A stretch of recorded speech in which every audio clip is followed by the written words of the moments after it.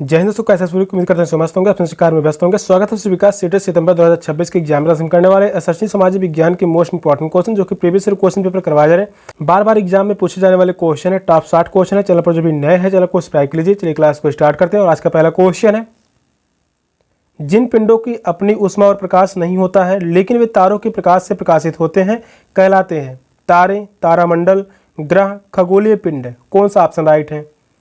Most important question है। Question कह रहा है जिन पिंडों की अपनी ऊष्मा और प्रकाश नहीं होता है लेकिन वे तारों के प्रकाश से प्रकाशित होते हैं क्या कहलाते हैं? तो वह कहलाता है ग्रह। थर्ड ऑप्शन करेक्ट है, ग्रह कहलाता है। ग्रह आकाशीय पिंड है जो तारों की अंडाकार कक्षा में परिक्रमा करते हैं। नेक्स्ट क्वेश्चन है, वह स्थान, व्यक्ति, वस्तुएं और प्रकृति जो किसी भी जीव को घेरे रहती है क्या कहलाती है? स्थल मंडल, आसपास का पर्यावरण, जैविक संसाधन। कौन सा ऑप्शन राइट है?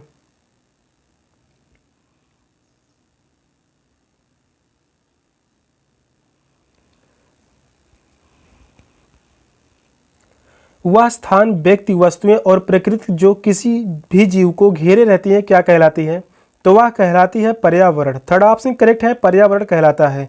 किसी जीव के आसपास की वस्तु, पदार्थ, प्रकृति, लोग इत्यादि को पर्यावरण कहते हैं। थर्ड ऑप्शन राइट है। नेक्स्ट क्वेश्चन है, जब एक विशेष छवि किसी व्यक्ति या समूह के साथ जोड़ी जाती है तो इसे डैश डैश के रूप में जाना जाता है। भेदभाव, रूढ़िबद्धता, दुर्व्यवहार, हैसियत। कौन सा ऑप्शन राइट है? जो भी क्वेश्चन करवाए जा रहे हैं हर एक क्वेश्चन सेट एग्जाम के लिए मोस्ट इंपॉर्टेंट क्वेश्चन रहने वाला है।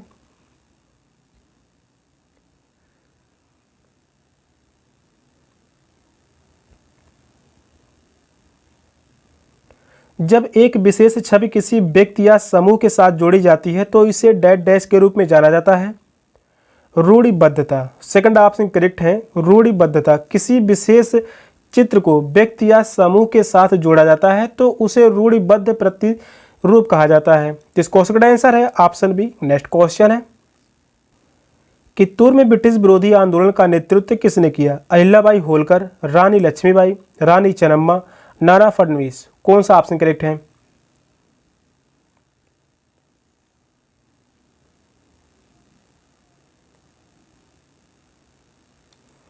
कित्तूर में ब्रिटिश विरोधी आंदोलन का नेतृत्व किसने किया? रानी चेन्नम्मा ने। थर्ड ऑप्शन करेक्ट है, रानी चेन्नम्मा। ब्रिटिशों के खिलाफ यह आंदोलन का नेतृत्व रानी चेन्नम्मा ने किया था।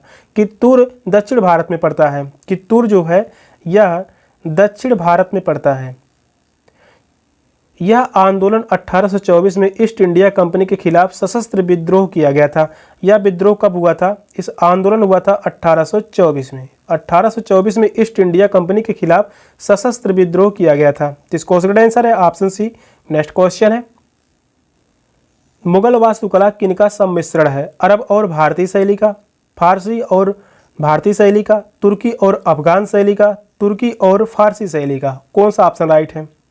यह क्वेश्चन पूछा गया था 2016 में। इसके बाद यही क्वेश्चन पूछा गया 2022 में। मुगल वास्तुकला किनका सम्मिश्रण है?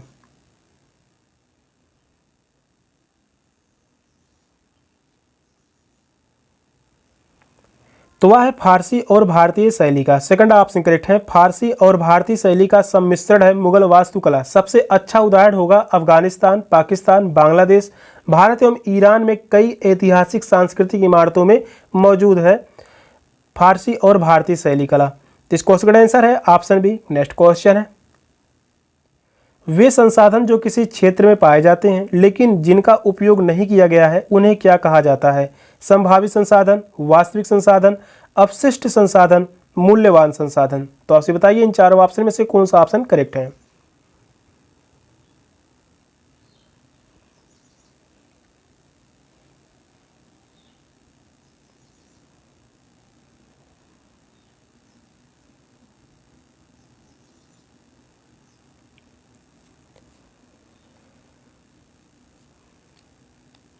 क्वेश्चन नंबर 6 कह रहा है वे संसाधन जो किसी क्षेत्र में पाए जाते हैं लेकिन जिनका उपयोग नहीं किया गया है उन्हें क्या कहा जाता है? संभावित संसाधन। फर्स्ट ऑप्शन करेक्ट है, संभावित संसाधन। संसाधनों को विकास की स्थिति के आधार पर वर्गीकृत किया जाता है। जो संसाधन किसी क्षेत्र में उपलब्ध हो लेकिन अभी उपयोग नहीं किया गया हो उन्हें संभावित संसाधन कहते हैं। तो इस क्वेश्चन का आंसर है ऑप्शन ए। नेक्स्ट क्वेश्चन है, भारत की मानक मध्याह्न रेखा कहाँ स्थित है? 82.5 पूर्व देशांतर, 82 50 मिनट पूर्व देशांतर, 82 पूर्व देशांतर, 83.5 पूर्व देशांतर। कौन सा ऑप्शन करेक्ट है? मोस्ट इंपॉर्टेंट क्वेश्चन है। समय से संबंधित लगभग 1 से 2 क्वेश्चन हर बार सेट के एग्जाम में क्वेश्चन पूछा गया है।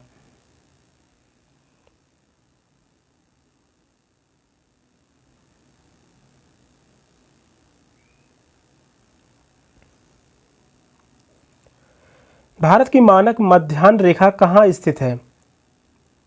यह स्थित है 82.5 पूर्व देशांतर। फर्स्ट ऑप्शन करेक्ट है, 82.5 पूर्व देशांतर। भारत की मानक मध्याह्न रेखा वह देशांतर है जिसका उपयोग पूरे देश में एक समान समय निर्धारित करने के लिए किया जाता है और यह रेखा 82.5 पूर्वी देशांतर पर स्थित है। फर्स्ट ऑप्शन करेक्ट है। नेक्स्ट क्वेश्चन है, जब चट्टान के टुकड़े संकुचित हो जाते हैं और कठोर होकर चट्टानों की परतों का निर्माण करते हैं तो उन्हें क्या कहा जाता है?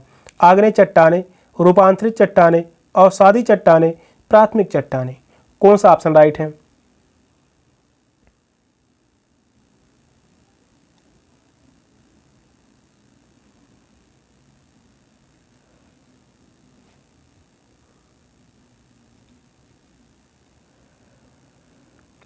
जब चट्टान के टुकड़े संकुचित हो जाते हैं और कठोर होकर चट्टानों की परतों का निर्माण करते हैं तो उन्हें कहा जाता है अवसादी चट्टानें। थर्ड ऑप्शन करेक्ट है, अवसादी चट्टानें। पृथ्वी की परत का अधिकांश भाग इन चट्टानों से ही बना है। कायांतरित चट्टानों के उदाहरण होंगे, कायांतरित चट्टानों के उदाहरण होंगे स्लेट, इसके अलावा शिस्ट, मार्बल और ग्रेनाइट। ये सभी क्या है? अवसादी यानी कायांतरित चट्टानों के उदाहरण हैं। तो इस क्वेश्चन का आंसर होगा ऑप्शन सी। नेक्स्ट क्वेश्चन है, जब राज्य धार्मिक मामलों में हस्तक्षेप नहीं करता तो उसे कहा जाता है एक पक्षीय, धर्मनिरपेक्षता, संप्रभुता, राजनीति। कौन सा ऑप्शन राइट है? क्वेश्चन इंपॉर्टेंट है, इस क्वेश्चन को याद रखिए। जब राज्य धार्मिक मामलों में हस्तक्षेप नहीं करता तो उसे कहा जाता है धर्मनिरपेक्षता। सेकंड ऑप्शन करेक्ट है, धर्मनिरपेक्षता। धर्मनिरपेक्षता का अर्थ है कि राज्य किसी भी धर्म को आधिकारिक रूप से नहीं अपनाता और धार्मिक मामलों में हस्तक्षेप नहीं करता। इस क्वेश्चन का आंसर है ऑप्शन बी। नेक्स्ट क्वेश्चन है, शास्त्रीय नृत्यों के बारे में निम्नलिखित में से कौन सा कथन सत्य है? वे लोक नृत्यों से सदैव श्रेष्ठ हैं। नृत्य के 7 मान्यता प्राप्त शास्त्रीय रूप हैं। कथकली कथक का शास्त्रीय रूप है। स्वतंत्रता के बाद ही कथक को शास्त्रीय नृत्य के रूप में मान्यता मिली। कौन सा ऑप्शन करेक्ट है? यह भी क्वेश्चन मोस्ट इंपॉर्टेंट क्वेश्चन है, काफी बार एग्जाम में क्वेश्चन पूछा गया है। शास्त्रीय नृत्यों के बारे में निम्नलिखित में से कौन सा कथन सत्य है? पहला ऑप्शन कह रहा है वे लोक नृत्य से सदैव श्रेष्ठ हैं, तो यह बात गलत होगा। शास्त्रीय नृत्य लोक नृत्य से श्रेष्ठ नहीं है, दोनों का अपना महत्व है। पहला ऑप्शन गलत है। नृत्य के 7 मान्यता प्राप्त शास्त्रीय रूप हैं, तो यह भी जो है गलत है। यहाँ पर जो है 8 मान्यता प्राप्त शास्त्रीय रूप है, जो कि पहला होगा कुचिपुड़ी, कुचिपुड़ी। दूसरा है भरतनाट्यम, भरतनाट्यम। तीसरा है उड़िया, उड़िया। चौथा होगा कथक और 5वां है कथकली। छठा शास्त्रीय नृत्य है मणिपुरी, मणिपुरी। 7वां शास्त्रीय नृत्य होगा मोहिनीअट्टम, मोहिनीअट्टम। और 8वां शास्त्रीय नृत्य है सत्रिया। ये जो है 8 शास्त्रीय नृत्य हैं। कथकली कथक का शास्त्रीय रूप है, तो यह बात भी गलत होगा।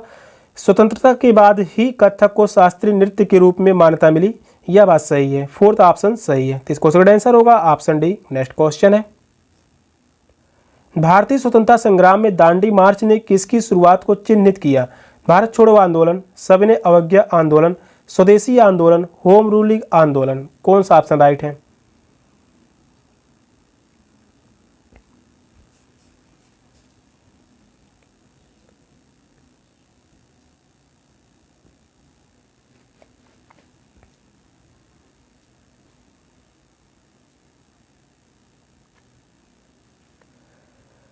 भारतीय स्वतंत्रता संग्राम में दांडी मार्च ने किसकी शुरुआत को चिन्हित किया?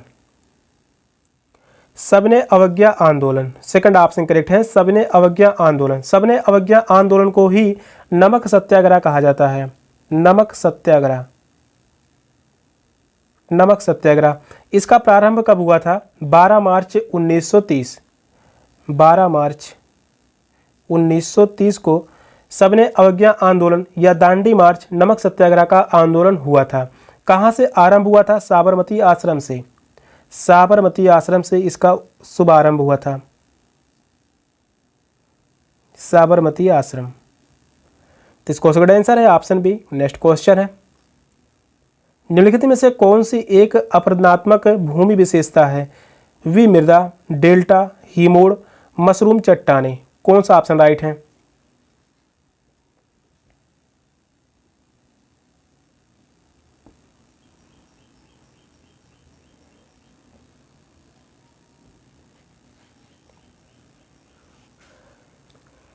निम्नलिखित में से कौन सी एक अपरदनात्मक भूमि विशेषता है?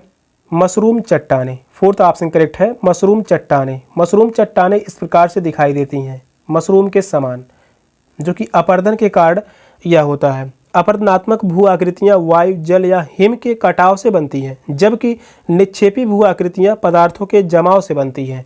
तो इस क्वेश्चन का आंसर होगा ऑप्शन डी। नेक्स्ट क्वेश्चन है, निम्नलिखित में से कौन ऊर्जा का पारंपरिक स्रोत है? जीवाश्म ईंधन, हवा, सौर ऊर्जा, ज्वारीय ऊर्जा। कौन सा ऑप्शन राइट है?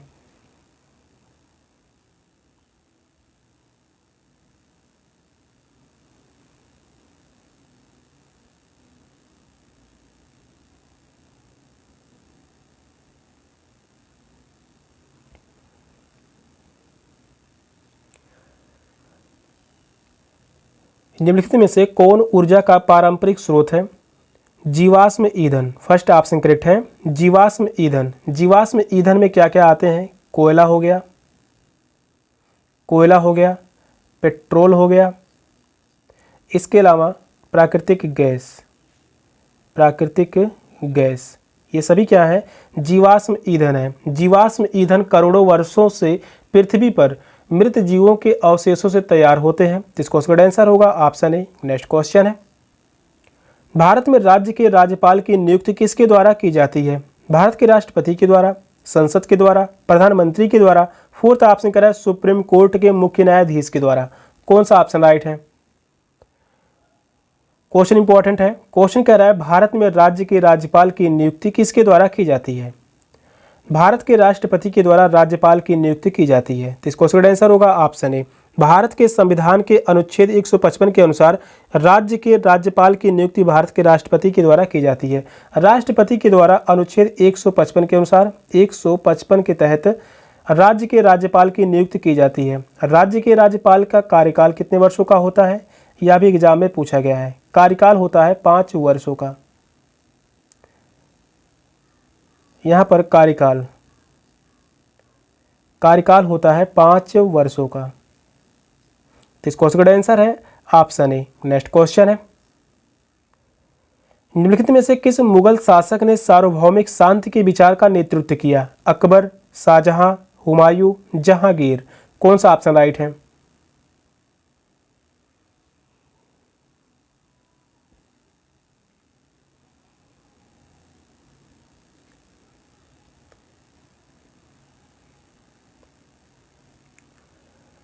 निम्नलिखित में से किस मुगल शासक ने सार्वभौमिक शांति के विचार का नेतृत्व किया? अकबर ने। फर्स्ट ऑप्शन करेक्ट है, अकबर। सार्वभौमिक शांति यानी सुलह एक कुल का विचार अकबर ने धार्मिक सहिष्णुता और नैतिकता का आधार शासन के रूप में प्रस्तुत किया। तो इस क्वेश्चन का आंसर है ऑप्शन ए। नेक्स्ट क्वेश्चन है, निम्नलिखित में से कौन खालसा के संस्थापक थे? गुरु नानक देव, गुरु अंगद देव, गुरु गोविंद सिंह, गुरु तेग बहादुर। कौन सा ऑप्शन करेक्ट है?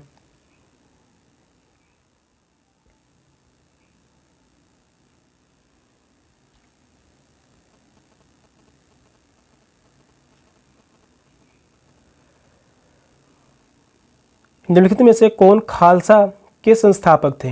खालसा पंथ के संस्थापक कौन थे? गुरु Govind Singh. Third option correct है, गुरु गोबिंद सिंह। खालसा पंथ की स्थापना सिख धर्म के 10वें गुरु गुरु गोबिंद सिंह या 10वें गुरु थे, सिख धर्म के 10वें गुरु। इन्होंने खालसा पंथ की स्थापना की थी 1699 में। 1699 में खालसा पंथ की स्थापना किसके द्वारा की गई? गुरु गोबिंद सिंह के द्वारा। नेक्स्ट क्वेश्चन है, निम्नलिखित में से वायुयानों को उड़ाने के लिए वायुमंडल की सबसे आदर्श परत कौन सी है? क्षोभ मंडल, आयन मंडल, समताप मंडल, बहिर्मंडल। कौन सा ऑप्शन करेक्ट है?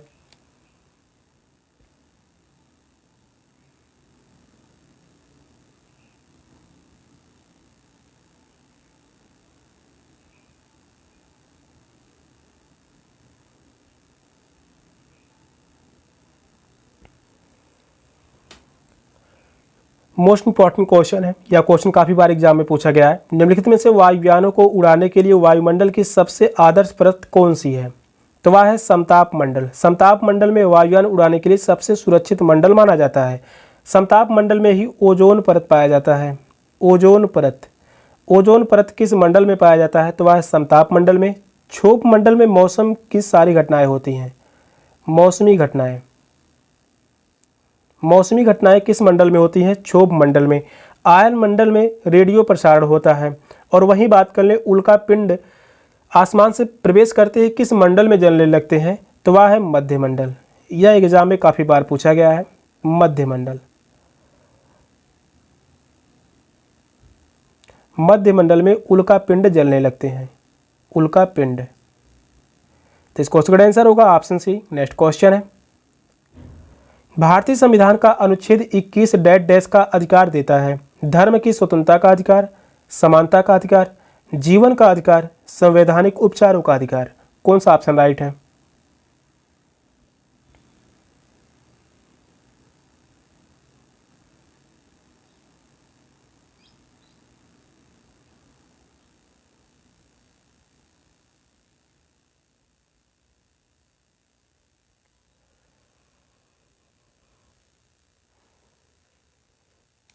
भारतीय संविधान का अनुच्छेद 21 डैश डैश का अधिकार देता है जीवन का अधिकार। इस क्वेश्चन का आंसर होगा ऑप्शन सी, जीवन का अधिकार। अनुच्छेद 21 जीवन और व्यक्तिगत स्वतंत्रता की सुरक्षा का मौलिक अधिकार देता है। संविधान के भाग 3 में अनुच्छेद 12 से 35 में मौलिक अधिकार दिए गए हैं। मौलिक अधिकार संविधान के भाग 3 में है, अनुच्छेद 12 से 35 में। अनुच्छेद 21 यह घोषित करता है कि किसी भी व्यक्ति को कानून द्वारा स्थापित प्रक्रिया के बिना जीवन या व्यक्तिगत स्वतंत्रता से वंचित नहीं किया जाएगा। और वहीं बात करें धार्मिक स्वतंत्रता का अधिकार। धार्मिक स्वतंत्रता का अधिकार है अनुच्छेद 25 से लेकर 28 तक। अनुच्छेद 25 से लेकर 28 तक के धार्मिक स्वतंत्रता का अधिकार है। समानता का अधिकार अनुच्छेद 14 से लेकर अनुच्छेद 18 तक है, समानता का अधिकार। संवैधानिक उपचारों का अधिकार है, यह है अनुच्छेद 32 में। अनुच्छेद 32 में संवैधानिक उपचारों का अधिकार है। तो इस क्वेश्चन का आंसर है ऑप्शन सी। नेक्स्ट क्वेश्चन है,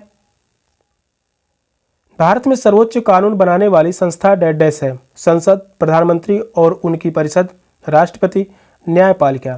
कौन सा ऑप्शन राइट है?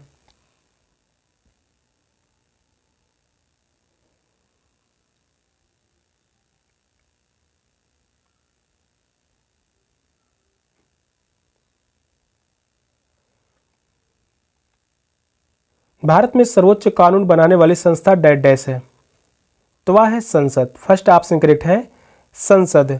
सर्वोच्च कानून बनाने वाली संस्था वह है जो राष्ट्र के लिए विधेयकों को पारित करके कानून का निर्माण करती है। संसद जो है यह मिलकर बना हुआ है लोकसभा और राज्यसभा, लोकसभा प्लस राज्यसभा, लोकसभा और राज्यसभा से मिलकर बना है संसद। इस क्वेश्चन का आंसर है ऑप्शन ए। नेक्स्ट क्वेश्चन है, निम्नलिखित में से किन वन में पत्तियों के गिरने की कोई निश्चित अवधि नहीं होती है और इसलिए वे कभी भी वृक्षहीन नहीं दिखते हैं? उष्णकटिबंधीय पर्णपाती, उष्णकटिबंधीय सदाबहार, समशीतोष्ण सदाबहार, शीतोष्ण पर्णपाती। कौन सा ऑप्शन राइट है?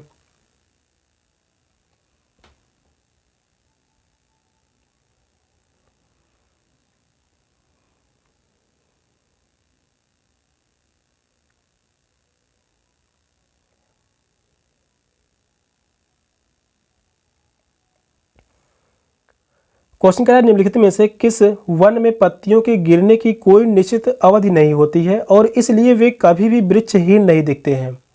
उष्णकटिबंधीय सदाबहार वन। सेकंड ऑप्शन करेक्ट है, उष्णकटिबंधीय सदाबहार वन। उष्णकटिबंधीय सदाबहार वनों में पूरे वर्ष वर्षा होती है, इसलिए पेड़ अपने पत्ते एक साथ नहीं गिरते और सदैव हरे भरे रहते हैं। सेकंड ऑप्शन करेक्ट है। नेक्स्ट क्वेश्चन है, एक प्रकार की खेती जिसमें उच्च उत्पादकता प्राप्त करने के लिए आधुनिक आदानों की उच्च मात्रा का उपयोग किया जाता है, उसे किस रूप में जाना जाता है? वाणिज्यिक कृषि, व्यापक कृषि, स्थानांतरण कृषि, निर्वाह कृषि। कौन सा ऑप्शन राइट है?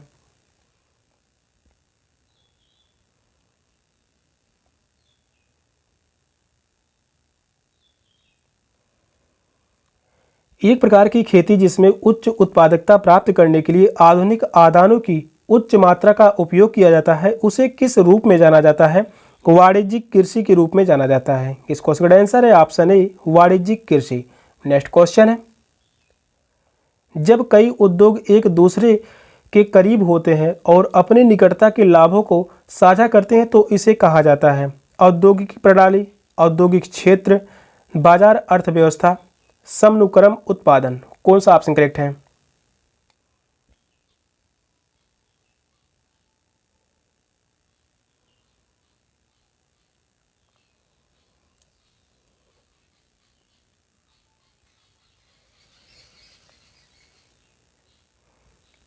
जब कई उद्योग एक दूसरे के करीब होते हैं और अपनी निकटता के लाभों को साझा करते हैं तो उसे क्या कहा जाता है? औद्योगिक क्षेत्र कहा जाता है। तो इस क्वेश्चन का आंसर होगा ऑप्शन बी, औद्योगिक क्षेत्र। नेक्स्ट क्वेश्चन है, जिस क्षेत्र में रहने वाले सभी मतदाता अपना प्रतिनिधि चुनते हैं उसे डैश डैश कहते हैं? प्रदेश, निर्वाचन क्षेत्र, राज्य, भूभाग। कौन सा ऑप्शन राइट है?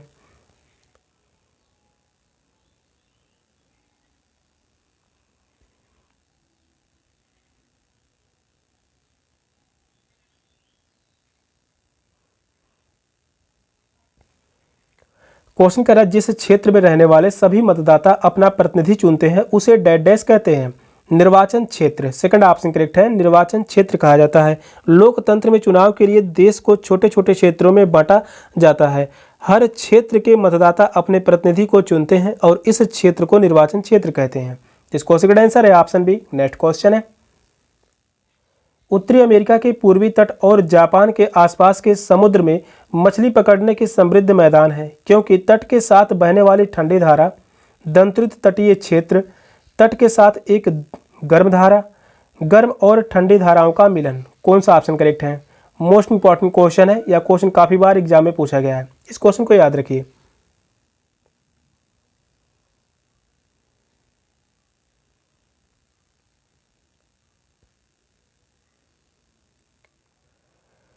उत्तरी अमेरिका के पूर्वी तट और जापान के आसपास के समुद्र में मछली पकड़ने के समृद्ध मैदान है, क्योंकि गर्म और ठंडी धाराओं का मिलन है। तो इस क्वेश्चन का आंसर होगा ऑप्शन डी, ठंडी और गर्म धाराओं का मिलने से पलवक का विकास बहुत अधिक होता है, जो मछली पकड़ने के लिए सर्वाधिक उपयुक्त होती है। तो इस क्वेश्चन का आंसर होगा ऑप्शन डी। नेक्स्ट क्वेश्चन है, विश्व की 80% से अधिक जनसंख्या कहाँ निवास करती है? एशिया और अफ्रीका में, एशिया और दक्षिण अमेरिका में, उत्तरी अमेरिका और एशिया में, एशिया और यूरोप में। कौन सा ऑप्शन करेक्ट है?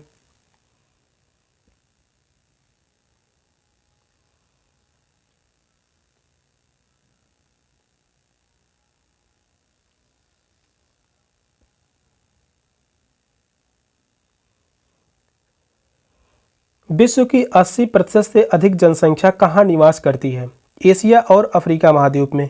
फर्स्ट ऑप्शन करेक्ट है, एशिया और अफ्रीका महाद्वीप में। विश्व की अधिकांश जनसंख्या कुछ महाद्वीपों में केंद्रित है, विशेषकर एशिया और अफ्रीका में सर्वाधिक निवास करती हैं। एशिया में जो है प्रथम स्थान है, अफ्रीका जो है या दूसरे स्थान पर है। तो इस क्वेश्चन का आंसर होगा ऑप्शन ए। नेक्स्ट क्वेश्चन है, जब एक देश के दूसरे देश के अधीन होने से राजनीतिक, आर्थिक, सामाजिक और सांस्कृतिक परिवर्तन होते हैं तो हम इस प्रक्रिया को डैश डैश कहते हैं? राज्य संघ, व्यापारिक, उपनिवेशीकरण, पुनर्जागरण काल। कौन सा ऑप्शन करेक्ट है?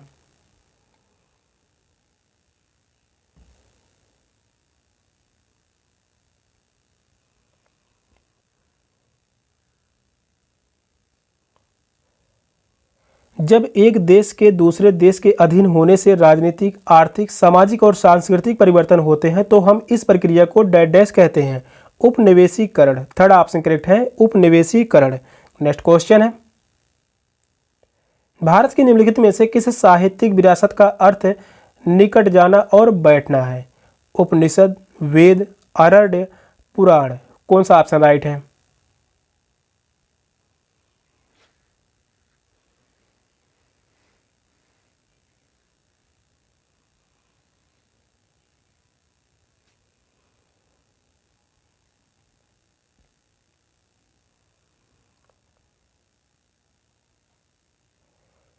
भारत की निम्नलिखित में से किस साहित्यिक विरासत का अर्थ निकट जाना और बैठना है?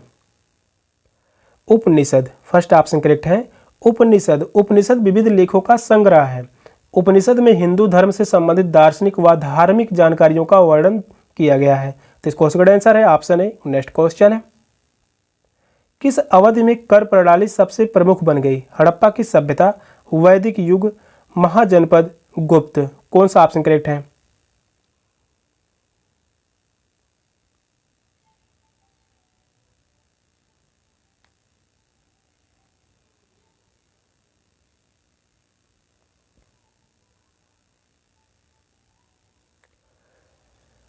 किस अवधि में कर प्रणाली सबसे प्रमुख बन गई?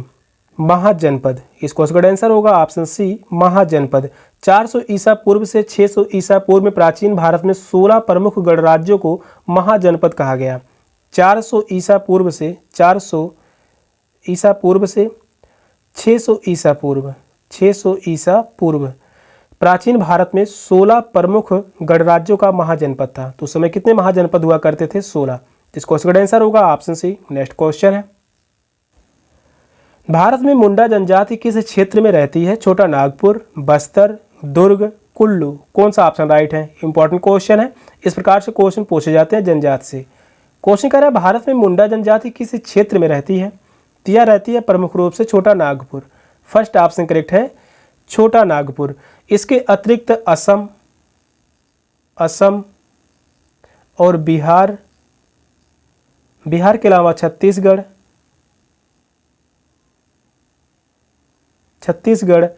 झारखंड,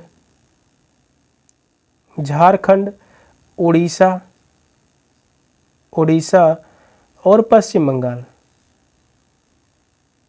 बंगाल के कुछ क्षेत्रों में निवास करती है मुंडा जनजाति, प्रमुख रूप से छोटा नागपुर। फर्स्ट ऑप्शन करेक्ट है। नेक्स्ट क्वेश्चन है, सूर्य के चारों ओर पृथ्वी की गति को किस रूप में जाना जाता है? घूर्णन, परिक्रमण, कक्षीय तल, प्रदीप्त वृत्त। कौन सा ऑप्शन करेक्ट है?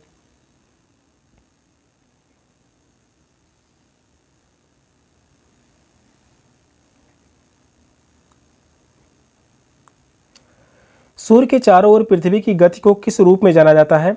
परिक्रमण। सेकंड ऑप्शन करेक्ट है, परिक्रमण। पृथ्वी की दो मुख्य गतियां हैं। अपनी ध्रुव पर घूर्णन कहलाता है, अपनी ध्रुव पर घूर्णन, और सूर्य के चारों ओर यह जो है परिक्रमण कहलाता है। तो इस क्वेश्चन का आंसर होगा ऑप्शन बी। सेशन का लास्ट क्वेश्चन था। क्वेश्चन कैसे लगे कमेंट में जरूर बताइएगा। चैनल पर नए हैं, चैनल को सब्सक्राइब कर लीजिए। मिलते हैं फिर नेक्स्ट क्लास में, तब तक के लिए बाय बाय, टेक केयर, जय हिंद।